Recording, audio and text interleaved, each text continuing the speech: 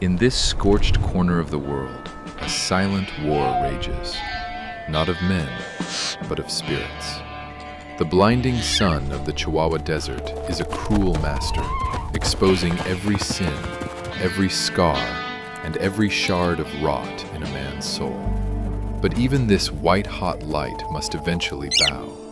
As the sun dips behind the jagged limestone cathedrals, the shadows don't just grow, they hunt. The darkness here is a living thing, an ancient weight that can only follow the faded light, creeping into the crevices where hope used to sit. It waits for the light to fail, for the heat to bleed out of the earth, so it can claim what's left of the broken. 1858. Just south of the United States border in the Chihuahua Desert, the dust from the hanging of Jed Cooper had barely settled across the border. Against a low, crumbling adobe wall, 2 out of a 9-man lynching posse, Reno and Miller, slumped in the meager shade.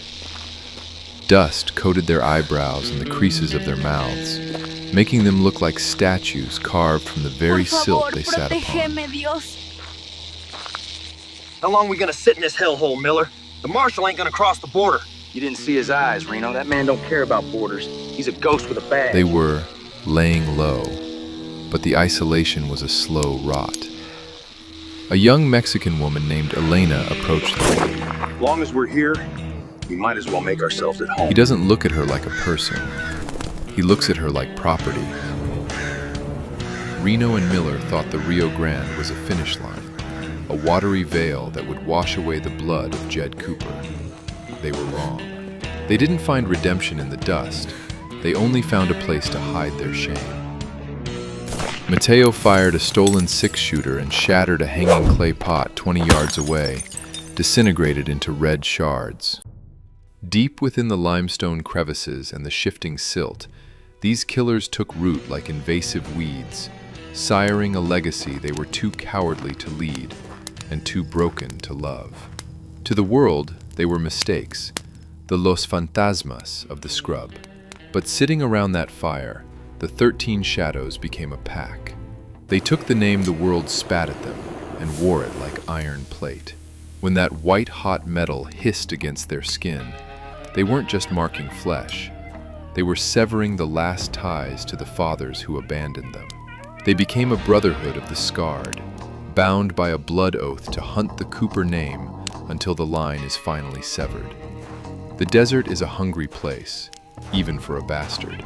As the fire crackles and sparks vanish into the infinite blackness, a heavy realization settles over the circle. One brother is missing, swallowed by the same shifting sands that birthed them.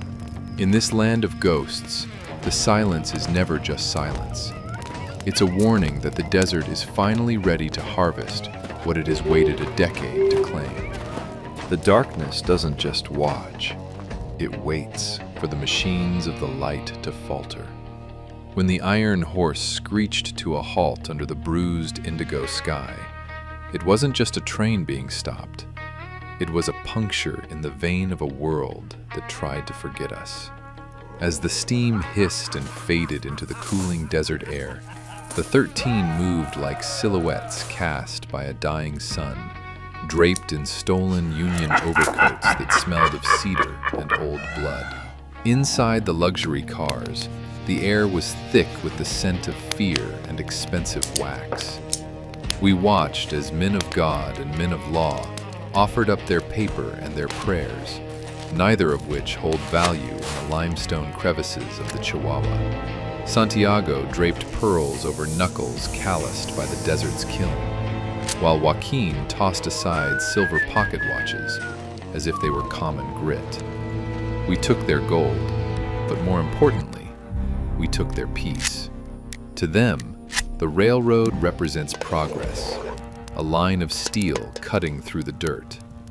To us, it is a reminder of the heritage we were left, the rusted steel of fathers who were too cowardly to stay, and the shadow of the nooses they narrowly escaped. Every jewel box emptied and every ledger burned is a message sent back to the sun-drenched offices of Fort Grant.